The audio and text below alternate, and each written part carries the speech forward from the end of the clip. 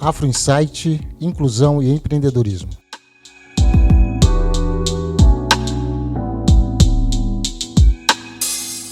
Estamos na terceira edição e mais uma vez estamos aqui contando com a presença do nosso amigo Rasdair da Mata, e hoje nós temos uma visitante ilustre, que é a nossa amiga Vera Lúcia, vice-presidente, militante do movimento negro, do movimento afro-brasileiro e também militante sobre a questão do empreendedorismo, da educação para a população afro-brasileira. E ela está sendo a nossa convidada de hoje para estarmos discutindo a respeito da questão da população afro-brasileira após a abolição. E também está aqui conosco, como sempre, o nosso debatedor Rasdair da Mata, que vai estar abrindo essa resenha, dando as suas considerações. Os ouvintes do Afro Insight, hoje um dia especial, o 13 de maio, né, em que para nós do movimento afro-brasileiro, nós não comemoramos essa data, é uma data de reflexão. A nossa data é o 20 de novembro, Zumbi dos Palmares, mas é uma data importante para você fazer uma reflexão da pseudo-abolição, que até hoje os afros brasileiros, né, segundo estatística do IBGE, mais de 56% da população brasileira de pretos e pardos, e que até hoje não viu essa dita abolição. Estamos em busca dessa tal libertação. E importante hoje, vou passar a pergunta aqui para a nossa convidada Vera, que é mulher, e nessas lutas em que muito se falam dos heróis negros, mas grandes heroínas foram as mulheres negras, até porque quando os nossos afros brasileiros tinham que estar na frente da batalha, essas afros brasileiras, as mulheres, que cuidavam da família e que eram a grande resistência dos quilombos. Então é importante a Vera, que também nesse contexto do IBGE, as mulheres afro-brasileiras são maiorias, até porque também dentro desse conjunto, os afros homens continuam sendo as maiores vítimas, né, de morte por todos os meios, e não por falar agora nessa questão da pandemia, da Covid, em que também os afros brasileiros são a maioria das vítimas desse contexto. Então, Vera, para você, como é que você,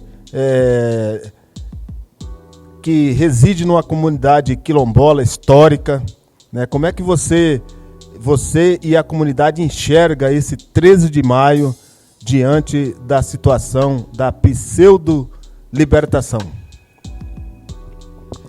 Boa tarde a todos. Obrigado, Joel, pelo convite. Então, há tempos atrás a gente via como uma comemoração, né? A comunidade comemorava o 13 de maio, era o que a gente aprendia nos livros. A princesa Isabel, muito boa, nos libertou, nossa, temos que comemorar. Hoje, a comunidade já tem uma reflexão diferente.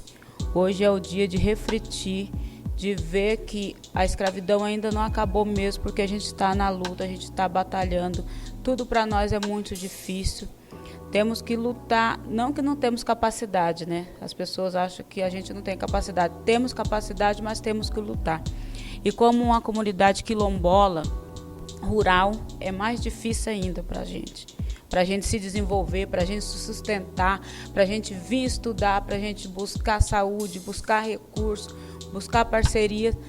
Mas como todos os pretos e afro, né, do Brasil, nós não abaixamos a cabeça e estamos na luta. Mas sim, que é muito difícil, E esse 13 de maio mesmo é uma reflexão que precisamos lutar muito mais, e que a princesa não é boazinha, a sociedade não foi boa, porque nos libertaram e deixaram, né, não deram condições nenhuma para estarmos inseridos na sociedade.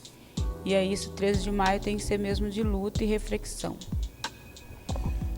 É muito importante, Vera, também, e Rasdair, nós colocarmos a questão, porque tudo se envolve, entra na questão de políticas, infelizmente.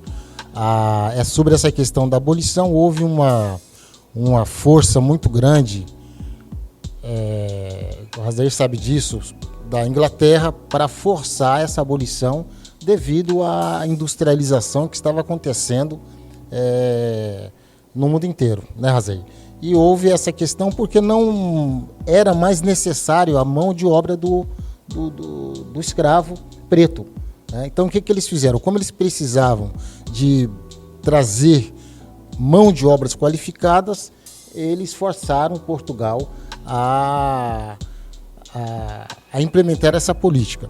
Mas hoje eu gosto muito, assim, Vera, de trazer para a nossa atualidade a realidade do negro, né? Porque sempre foi a minha discussão, Razer, nós não ficarmos só no passado, só na pós-abolição, só a abolição contando história.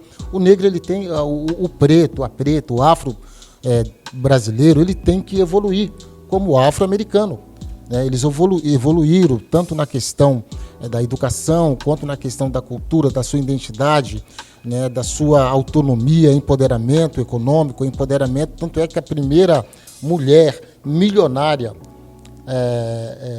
nos Estados Unidos foi uma negra, né? Então, hoje, assim, eu assim, até agradeço pela tua participação, porque o Furnas do Dionísio é uma comunidade referente e uma comunidade importantíssima, estratégica nessa questão do desenvolvimento econômico, cultural e da valorização da população negra, da população afro-brasileira aqui em Mato Grosso do Sul. Eu queria saber, Razer, de você, depois da Vera, essa questão, o que você analisa a questão da atualidade do negro, e o que falta hoje para a população afro-brasileira sobressair tanto na questão econômica quanto na questão educacional. Bom, primeiro, Joel e Vera e aos ouvintes que estão nos ouvindo, lembrando que a Isabel, ela veio para cá com uma determinação. Essa determinação era uma questão econômica. Então, a Europa já estava no processo de industrialização e o Brasil, naquele período, em torno de 85% até 90% da população era de afros brasileiros. E como escravizados, ele não consumia nada. Então, logo eles olharam para cá, que o Brasil, pela extensão territorial, era um continente. Como é que nós vamos vender para aquele continente que lá todo mundo, a maior parte da população é de escravizados e eles não consomem nada? Então, esse foi o objetivo. Mas esse objetivo dela vir para cá, exatamente para fazer a libertação, ela causou um prejuízo tão grande e imensurável que ele continua hoje nas entranhas de todos os setores, principalmente da questão econômica desse país. O Brasil não conseguiu até agora se posicionar como um país de primeiro mundo, exatamente porque renega a mais da metade dessa população esse direito do qual eles teriam. Então, Vera, você que é de uma comunidade quilombola, então para quem está nos ouvindo entender, a comunidade quilombo era um refúgio que você vinha fugindo do processo da escravidão e você escolhia determinados locais, inclusive em questões geográficas, onde você podia ver o inimigo chegando para se organizar, toda essa situação. E aí, nessa questão da pseudo-abolição da princesa Isabel, foram buscar a mão de obra na Europa do imigrante para cá, que já era uma mão de obra qualificada, e quando eles chegaram, eles ganharam terras, né? Foram construídas escola para os seus filhos, e para a nossa população de afro, nada disso nos foi concedido, nem terra, nem escolas. Então, por isso é que o gargalo para o nosso povo é muito grande. Então, basta ver como é que essa população de imigrantes chegou, principalmente ocupando a maior parte da região sul, porque a questão climática era favorável, da onde eles vinham, até para não ter essas intempéries. E nós fomos formar as famosas a ocupação de beirada de morro, hoje as grandes favelas das grandes metrópoles. E com tudo isso, até hoje não existiu nenhum projeto que você possa dar condição para que essa população tenha uma questão de buscar uma ascensão melhor na educação, porque a partir do momento que for oferecido para a população de afro-brasileiro uma educação de qualidade, aí ele sozinho, por essa orientação, ele vai conseguir ocupar os espaços. Então sobra para nós Joel e Vera, os subserviços. E aí, nessa questão que nós estamos passando agora, que é a questão pandêmica, então, mais uma vez, o povo afro, de pretos e pretas e pardos desse país, vão ser os mais penalizados, porque serão os que mais vão perder empregos, são os que mais vão ficar numa situação que já é vulnerável, de mais ainda vulnerabilidade.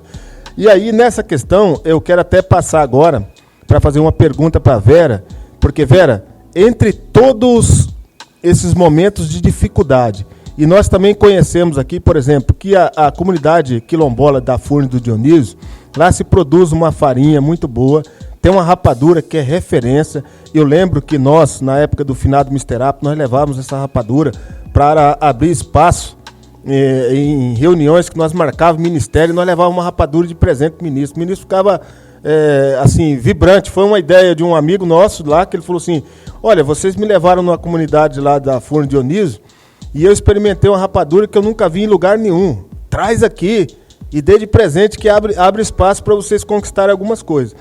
E aí, a minha pergunta em cima dessa fase do empreendedorismo, que é uma parte que o Joel tem um projeto que foi agora protocolado no Senado Federal, né? Então esse projeto vai para a sanção dos senadores, e eu acredito que, se conseguir implementar esse projeto, vai começar essa luta que nós temos até hoje, que é a luta exatamente de dar a condição para que o negro possa se sobressair nessa questão do afroempreendedorismo, ser empreendedor. Então, Vera, assim, a pergunta para você, porque nós sabemos que aqui no Mercadão, por exemplo, se vende a farinha de Furnas, mas sabemos que não é da Furnas. Então, assim, dentro disso, o que você acha que precisa ser feito para patentear essa marca, para que, mais uma vez, a comunidade não seja surrupiada? De fato, quando se vender uma farinha, por exemplo, seja a farinha de Furnas, e não o cara comprar de outro produtor e colocando o nome que sabe da qualidade da farinha de Furnas. E não só disso também, para você também falar do que é produzido lá na questão da agricultura familiar. Qual a dificuldade que vocês encontram para colocar esse produto no mercado, que é uma como é que se diz assim, da realidade da comunidade, uma comunidade rural, quilombola, então ela lida com a terra, sabe cuidar disso, mas nós temos o conhecimento das dificuldades. E também, dentro disso, para você falar das conquistas que a comunidade já conquistou, também é bom lembrar isso também, não é só ficar cobrando aquilo que tem, mas aquilo também que vocês, com muitas batalhas, muitas lutas, vocês já conseguiram virar o quadro lá dentro da comunidade. Gostaria que você falasse isso para quem está nos ouvindo. Sim, eu começo falando que a comunidade se desenvolveu muito. Eu vejo do ponto de vista, quando eu era criança, a dificuldade que meus pais tinham de produzir, né, porque não tinha maquinário, e de trazer para comercializar. Era uma dificuldade imensa. A gente produzia os produtos, às vezes vendia a preço de banana, porque não tinha para quem vender, não tinha carro, transporte para trazer. Hoje a comunidade está bem avançada. A gente temos caminhão lá para fazer esse transporte. O transporte da parte da agricultura familiar se faz lá por Ceasa. Tem uma cooperativa que vai lá na comunidade comprar os produtos lá dos produtores. Lá dentro de Furnas a gente tem um espaço dentro da associação, que é um lugar de venda só dos produtos produzidos lá, farinha, rapadura, queijo, melado, açúcar. Então, as pessoas querem comprar lá, a gente chega lá, acha de tudo lá. A comunidade se desenvolveu muito. Nosso espaço da associação lá foi todo reformado, a indústria aumentou. Logicamente que a gente precisa de vários outros implementos, né, e melhoria, mas só que do ponto de vista de alguns anos atrás, nós estamos muito bem. Só que a gente ainda esbarra na dificuldade, igual na parte da agricultura familiar mesmo, os meninos produzem lá, eles vêm trazer no Ceasa, só que a gente não tem um lugar lá nosso para vender. Eles entregam para uma pessoa, a pessoa vende lá, cobra 20%, 30%. Já é, né, uma perda bastante grande. Então, eu mais o Nilson, o que a gente estava discutindo com eles é isso, a gente conseguiu um local lá dentro do Ceasa, né, uma pedra que ele chama de pedra, para o pessoal de lá mesmo vir comercializar. E pagar R$1 ou R$2 para alguém vender, mas pelo menos ter o dinheiro quase no total, né? Não ter uma perda tão grande desse jeito. E sobre a questão do nome, né? Que as pessoas vendem, farinha, rapadura aqui, é uma luta assim para a gente saber o que fazer. Porque quando você vem, mais o Nilson, a gente já veio reclamar, lá tá uma plaquinha escrito Furnas. Aí não tá escrito Furnas do Dionísio. Aí ele fala, ai, mas Furnas tem um monte de Furnas. Essa farinha é da Furnas de Boa Sorte, não é de vocês. E a gente fica pensando o que fazer, né? Porque já tem, a marca, o logotipo já tem, a indústria tem. Só que esse logotipo só pode usar para quem produz dentro da indústria. E o pessoal de Furnas gosta de fazer o produto artesanal, na sua casa. Aquele produto que cada um faz. Então é outra coisa que a gente está pensando, se pode ter uma marca de produto orgânico ou né, um produto que é produzido em casa. A gente já pensou em alguma coisa nesse sentido para estar patenteando esse produto lá de Furnas. Porque é uma coisa realmente muito injusta e às vezes as pessoas também compram um produto lá por R$7, R$8, vende por 20, entendeu? E a gente tendo um espaço aqui para vender, a gente já pensou tendo um espaço para vender, um local para estar, né, divulgando esse produto, fica melhor e desenvolve melhor a comunidade, né? Mas em questão de desenvolvimento, a comunidade está bem. Logicamente que esse projeto do Joel vai dar uma alavancada aí, porque temos grupo de mulheres na comunidade que produzem rapadura, farinha, tudo, só que elas têm dificuldade para produzir por conta de mão de obra, maquinário, tem que estar indo para a roça mesmo, então vários outros, para vir vender, nem todo mundo tem carro, né? Então depende de um do outro, e esse grupo tendo esse auxílio, melhora muito. Aí temos também a questão do turismo na comunidade, que está se desenvolvendo aos poucos, mas precisa também de projeto, né, de implemento para alavancar. Mas a comunidade está bem desenvolvida. Aos poucos, mas da questão do ponto de vista quando era criança, nós estamos bem. Precisamos desenvolver mais, logicamente, mas estamos no caminho. Vera, nessa questão que você falou da comercialização dos produtos da agricultura familiar, existe uma lei, é uma lei federal, em que todos os órgãos públicos têm a obrigação de comprar pelo menos 30% da agricultura familiar. Isso insere em creches, escolas municipais, estaduais, também as instituições de forças armadas, também hospitais que são do setor público. Isso estou dizendo mínimo de 30%, mas se ele quiser comprar 100%, nada impede. E a comunidade não tem interesse de participar disso, ou vocês nunca foram orientados para participar dessa comercialização, porque aí você foge dessa questão do atravessador que entra e que leva parte da renda, né, sobra um pouco. Como é que vocês enxergam isso lá na comunidade, a participação? Até porque a comunidade, geograficamente, ela está situada no município de Jaraguari. Já seria uma que vocês poderiam vender direto à prefeitura nas unidades lá escolares. E se vocês já discutiram isso com a comunidade ou pensam em fazer isso, né? E outra parte que você tocou também, essa questão do turismo. Hoje estava olhando, Joel e Vera, a Europa agora com essa questão da pandemia, 30%, entendeu, do produto bruto da comunidade europeia é o turismo. E agora eles estão em pânico, né, de como é que vai reativar isso, né, como é que vai abrir as fronteiras para o turismo. E essa é uma parte importante ali na comunidade, que você falou que é uma fonte de ser explorada e para gerar receita para a comunidade, que é a questão do turismo. Então, se você falasse dessa parte da agricultura familiar, da legislação que existe para vender para os setores públicos, e também dessa questão que você tocou no ponto, como é que vocês veem uma perspectiva de procurar os órgãos, principalmente de governo, para que tenha uma política para essa área do desenvolvimento do turismo, porque pode gerar uma grande receita e também, quando você acessar o turismo de pessoas lá, você começa a vender esses produtos direto para as pessoas que vão visitar. Então, também é mais uma fonte de estar fazendo dentro da comunidade, que é essa base do projeto que o Joel coloca, que é o afroempreendedorismo. Então, você dá condições de gerar renda para que os afros sejam empreendedores dos seus próprios negócios. Então, nessa parte da agricultura familiar, bom, eu estou pouco tempo na associação, né? Mas eu acho que já teve uma conversa prévia, mas acho que esbarrou na parte de documentação, porque quando a gente assumiu a associação, está com a documentação toda travada.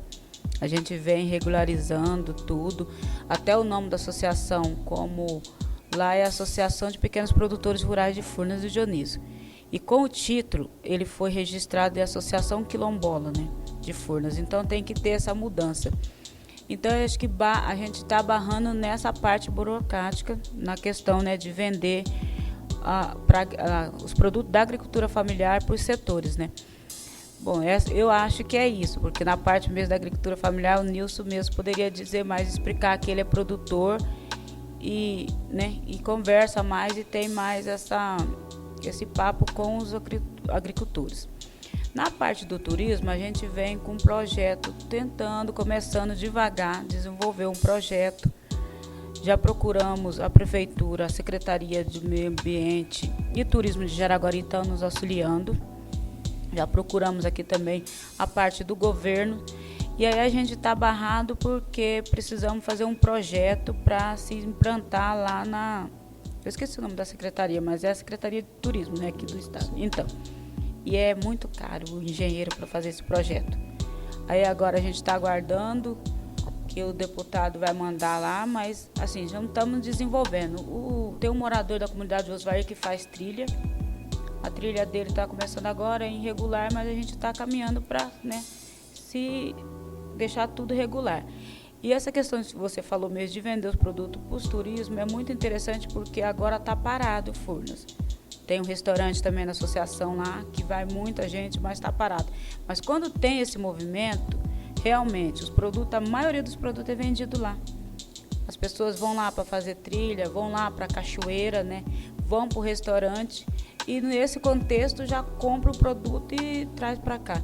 Então é um projeto muito, muito bom para desenvolver a comunidade, logicamente com cuidado, porque as pessoas mais velhas não gostam do turismo lá em Furnas, porque invade muito, né, o espaço, a comunidade fica muito visitada. Fim de semana é carro que entra, é carro que sai, se desenvolve a comunidade, mas tira um pouco do sossego. E aí tem criança, tem animal, é andando na rua, é aquele movimento total. Então a gente está tentando desenvolver isso com muito cuidado, um turismo rural, né, ecológico, uma coisa bem voltada mesmo para a comunidade quilombola. Mas eu vejo, no meu ver, é um projeto muito bom, sim.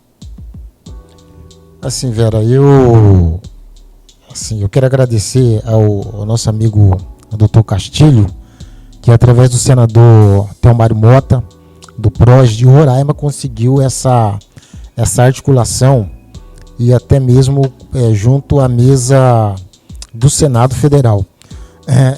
O projeto de apoio nacional ao afroempreendedorismo, ele terá três projetos pilotos, né, que são projetos pilotos que nós vamos desenvolver aqui no estado de Mato Grosso do Sul. Como referência, temos a Furnas do Dionísio, temos a Tia Eva e temos a Chácara Buriti, que já tem projetos em andamentos, mas que precisa que Razair nessa questão de documentação, de burocracia. Então, qual que é a nossa proposta dentro do projeto de apoio nacional ao afroempreendedorismo? É desburocratizar isso aí, né? Trazendo um auxílio, primeiramente fechando uma parceria com a FIEMBS, junto ao SEBRAE, né? E essa junta da FIEMBS e do SEBRAE, esse conselho, eles vão estar fazendo esse trabalho de diagnóstico, em cima desse trabalho de diagnóstico de dados, de potencial de cada comunidade.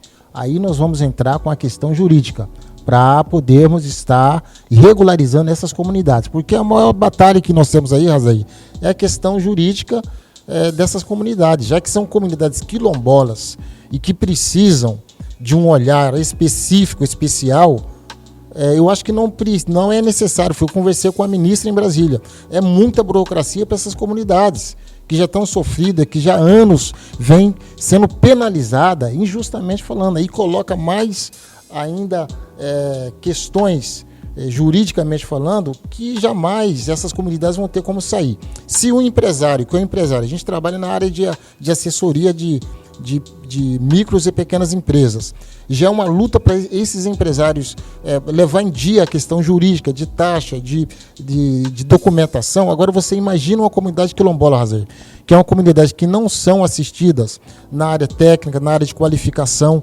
né? Então, o projeto nacional de apoio ao afroempreendedorismo, ele vai estar cuidando de toda essa questão, né? Então eu creio que é um projeto que está vindo aí para revolucionar, como o Razer disse, no Brasil, e verdadeiramente tirar essa população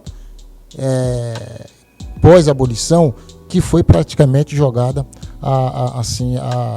aos léus, como diz minha mãe, e não tem nenhum tipo de assistência. E eu gostaria das suas considerações, Asdair, a respeito dessa articulação, né, política do Senado, a importância do Senado, a importância dessa articulação do senador Telmário Mota, do Castilho, para essa população, a função da política, para desburocratizar essa questão de documentação, de acesso da comunidade afro-brasileira. Bom, Joel, Vera e os ouvintes que estão nos ouvindo, nós vivemos numa república federativa, né, do Brasil, né, que então o Brasil é formado pela a República Federativa, e de fato os caminhos para você inserir as discussões aonde você vai ter a oportunidade de reduzir essas diferenças na sociedade no parlamento. E nada mais do que você foi feliz quando levou esse projeto para o Senado e conseguiu, né, ter a iluminação de Deus para que tanto o Castilho, que foi o cara que convenceu o senador da importância desse projeto, inclusive de colocá-lo na pauta antes do final da pandemia, senão ele ia para depois da pandemia, e ter sido inserido para votação. Então a importância, porque como você vive numa república federativa, as coisas precisam ser transformadas em leis para que tenham validade, e aí você tem a legalidade para fazer as transformações.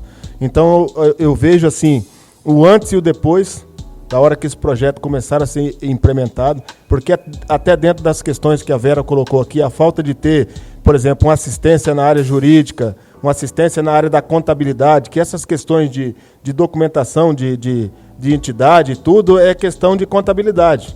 E uma assessoria jurídica dentro disso, para ter uma orientação.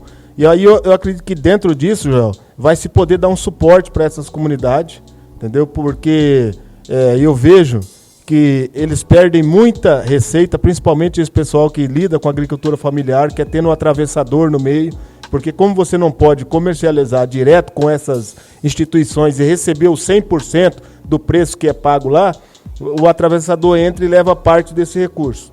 Então eu acredito que a partir do momento que tiver um suporte técnico para que essas questões sejam resolvidas, vai ser o antes e o depois. E aí, até dentro da própria comunidade, já colocar, Vera, que lá precisa alguém ter o interesse de estudar contabilidade, fazer uma faculdade de contabilidade, o outro de fazer de direito, para devolver para a própria comunidade esse serviço e também não ficar dependendo de outros que tenham que vir por fora. E aí, quando você é da comunidade, você tem o olhar já ali dentro como você... Eu lembro que, mais ou menos, eu sou meio antigo, já estou aí há meio século, mas eu lembro de você que ainda era garotinha, quando nós começamos aí as primeiras visitas lá na comunidade, né, naquela escolinha que tinha lá perto daquela árvore, boa parte vocês estudavam debaixo da árvore ali. Então, assim, a transformação de fato de lá para cá, ela foi grande. Mas ainda precisa ser feita uma transformação maior para que nós possamos estar em condições de igualdade com qualquer outro segmento da sociedade. Então, Joel, as minhas considerações finais nesse 13 de maio, um dia da população afro fazer uma reflexão daquilo que temos que buscar para melhorar a condição de vida dos nossos irmãos e irmãs que estão esperando há tanto tempo para que a nação brasileira, a República Federativa do Brasil, seja de fato uma república federativa para todos e não para alguns. Ok, mestre Razair, eu agradeço a tua participação mais nesse debate, no Afro Insight. E eu quero as considerações finais da Vera, já agradecendo por ela estar aqui, atender o nosso convite. E eu acredito, Vera, que em breve nós vamos ter uma grande transformação em Furnas, e Furnas será referente do Brasil. Eu gostaria das tuas considerações finais. Eu que agradeço, Joel, o convite, o espaço, por falar um pouquinho da minha comunidade, né? E dizer que a comunidade está aberta, esperando realmente essa ajuda, esse projeto para a gente se desenvolver mais. Eu mesmo estou morando aqui em Campo Grande agora porque eu vim estudar, porque eu sempre tive um sonho de desenvolver minha comunidade, de estar à frente da escola, de estar à frente da saúde. E quando parece que grita isso dentro da gente, né? Chega uma hora que você fala, gente, eu tenho que estudar, ou você, né, não tem para onde correr, porque a escola tem 10 professores, 2 é da comunidade, o resto tudo é de Jaraguari e todo mundo branco. Igual ele falou, eles não têm, né, a visão, não está ali dentro, não tem a vivência, não pode falar das nossas experiências lá, e chega uma hora que não dá mais para a gente, né? Chega um ponto que a gente tem que estudar mesmo, e é só estudando. E eu e outra menina que está fazendo o FMS, Educação do Campo, que é voltada para o campo, para os quilombolas, indígenas, ribeirinhos, e a gente está se preparando para isso. Aí eu não teve jeito, eu tive que vir ficar aqui, mas daqui 4 anos eu estou voltando para trás, mas eu estou lá, né? Todo fim de semana eu estou lá em Furnas. E é isso, a gente espera nesse 13 de maio mesmo, igual o Radaís falou, é a reflexão, o que a gente espera, o que a gente faça, o que a gente está buscando para estar igual. Porque o Brasil não é um Brasil de todos, é o Brasil de alguns. E ele vai ter que chegar uma hora que vai ser que ter de todos, porque nós estamos batendo, lutando, né? E procurando nos desenvolver e ir atrás dos nossos direitos. Mas muito obrigado pelo espaço. É a primeira vez que eu estou dando entrevista, então. Mas obrigado mesmo. Eu agradeço toda a comunidade afro-brasileira de Campo Grande, Mato Grosso do Sul, do Brasil e do mundo, onde está chegando essa nossa resenha do Afro Insight. Agradeço o nosso amigo Felipe, que sempre está aqui na sonoplastia, é o nosso técnico, é o nosso coordenador aqui do Afro Insight. E na próxima quinta-feira estaremos de volta com outro tema para discutirmos a respeito da inclusão e do afroempreendedorismo. Um abraço e até mais.